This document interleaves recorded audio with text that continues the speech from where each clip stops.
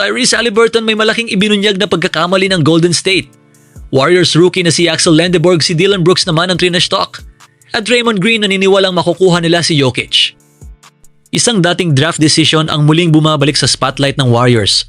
Noong 2020 NBA draft, napakalapit umanong mapunta sa Golden State Warriors si Tyrese Haliburton. Pero kahit nagkaroon siya ng napakagandang workout sa Golden State, hindi siya pinili ng Warriors gamit ang number 2 overall pick. Sa halip, James Wiseman ang kanilang kinuha. At ngayon, makikita kung gaano kalaki ang naging epekto ng desisyon na yon. Nag-open up si Haliburton tungkol sa kanyang draft experience sa Numbers on the Board podcast. Ayon sa kanya, sobrang ganda ng naging workout niya sa Golden State. Sinabi niyang iyon ang best workout ng buhay niya at halos wala siyang na-miss. Mas lalo siyang naging confident dahil nakita niya kung gaano siya ka-compatible sa sistema ng Warriors. Ang logic niya, si Curry ay gustong gumalaw off the ball at si Haliburton, kaya niyang hawakan ng bola, mag-create at maghanap kay Curry. Para sa kanya, perfect fit iyon. Mas nakakagulat ang sinabi umano sa kanya ng Warriors sa interview. Ayon kay Haliburton, "We know you'd fit us perfectly, but we can't draft you at number 2. Ibig sabihin, alam mismo ng Warriors na bagay siya sa kanilang system, pero hindi nila kayang i-justify ang pagpili sa kanya gamit ang number 2 pick. At dito, nagkaroon ng malaking what if.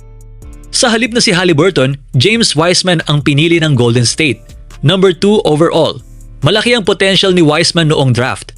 Athletic, matangkad, may physical tools, at maraming scouts ang mataas ang tingin sa kanyang upside. Pero malaking problema, halos wala siyang college sample at kalaunan hindi rin niya nakuha ang consistency na inaasahan ng Warriors. Samantala, si Haliburton ay bumagsak hanggang number 12. Kinuha siya ng Sacramento Kings at pagkatapos lamang ng 2 season, napunta siya sa Indiana Pacers. Doon nagsimulang lumitaw ang tunay niyang potential. Ngayon, isa na siyang elite playmaker at franchise level guard. Sa Indiana, nag-average si Haliburton ng humigit kumulang 19.5 points at 10.1 assists. At hindi lamang regular season production ang ipinakita niya. Naging kilala rin siya bilang isang player na nagle-level up sa playoffs. Isa sa pinakamalaking patunay nito ang 2025 postseason. Naging malaking bahagi si Haliburton sa playoff run ng Indiana na nagdala sa kanila hanggang NBA Finals. At malapit na sana silang makuha ang championship. Pero isang devastating Achilles injury ang tumama sa kanya. Kahit ganoon, ipinakita niya kung gaano siya ka-capable bilang lead guard sa postseason. Ito ang masakit para sa Warriors fans. Ang number 2 pick nila, hindi na bahagi ng NBA ngayon. Matapos ang ilang season sa Golden State, nagkaroon siya ng mga stops sa ibang teams, kabilang ang Indiana. Pero sa kasalukuyan, wala siyang NBA contract. Samantala, ang player na hindi pinili ng Warriors, isa ng franchise cornerstone sa Indiana. At ngayon, wala pa siyang 1 minuto sa official NBA game, pero mukhang wala siyang takot kahit kanino. Golden State Warriors rookie Axel Lendeborg ay mabilis nang nakikilala dahil sa kanyang confidence at trash talking. At ang latest niyang target, Dillon Brooks. Sa isang recent kickstream, diretsahang nagbigay ng warning si Lendeborg kay Brooks. Ang kanyang sinabi, "I'm finna give Dillon Brooks belt, man." Isang statement na siguradong mapapansin ni Brooks. Dahil kung may isang player sa NBA na hindi umaatras sa trash talk, Dillon Brooks iyon. Si Brooks ay isa sa pinaka-polarizing player sa NBA. Physical defender, aggressive competitor, at kilala sa kanyang willingness na pumasok sa ulo ng kalaban. Hindi siya basta-basta natatakot sa confrontation. Kaya interesting ang magiging unang matchup nila ni Lendeborg. Rookie versus NBA villain. May isang bagay na pabor kay Lendeborg. 23 years old na siya. Mas matanda siya kumpara sa karamihan ng NBA rookies. Kaya hindi siya yung tipong teenager na unang beses pa lamang makakaharap ng veteran defender. Physical player din siya. At base sa ipinakita niya sa Summer League, malaki ang confidence niya sa sarili. May nickname pa nga siyang Dominican Lebron. At kahit malaking comparison niyon, mukhang hindi natatakot si Lendeborg sa expectations. Sa halip, siya mismo ang nagseset ng expectations para sa kanyang rookie season. Mismo si Lendeborg ang nagbigay ng target niya. Gusto niyang mag-average ng 15 points, 6 rebounds, 3-4 assists, at hindi niya tinawag na goal lamang. Tinawag niya itong bare minimum. Ibig sabihin, kapag bumaba siya roon, parang siya mismo ang naglagay ng pressure sa kanyang rookie season. At hindi naman basta-basta nanggaling ang confidence niya.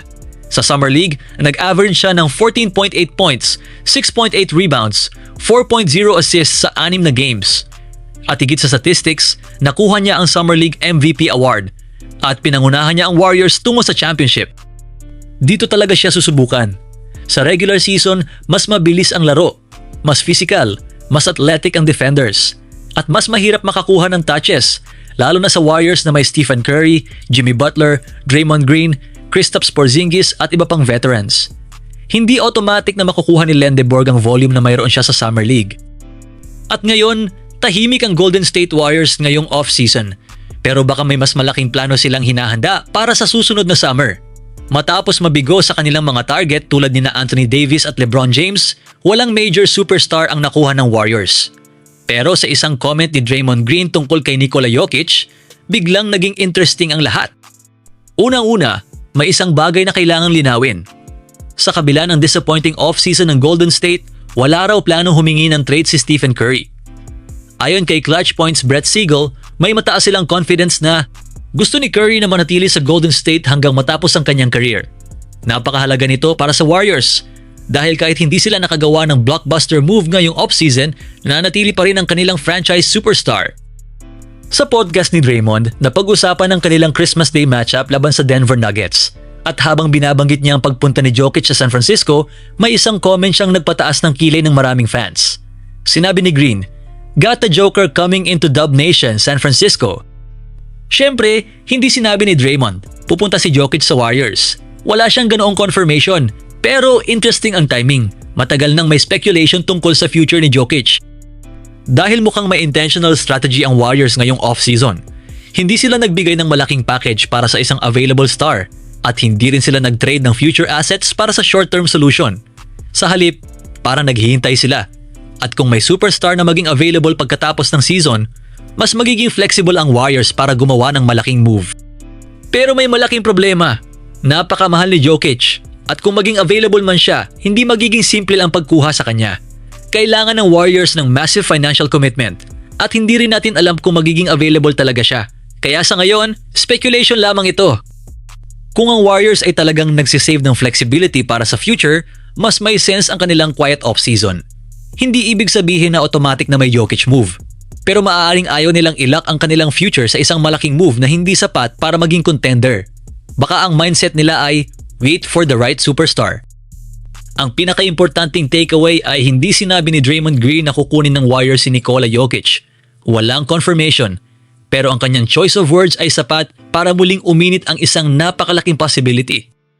At may posibilidad na pinapanatili ng Golden State ang flexibility para sa isang mas malaking target sa hinaharap. At kung ang tinutukoy ni Draymond na Joker in San Francisco ay higit pa sa simpleng rumor, maaaring mas tahimik ang Warriors ngayon dahil may mas malaking plano silang hinihintay.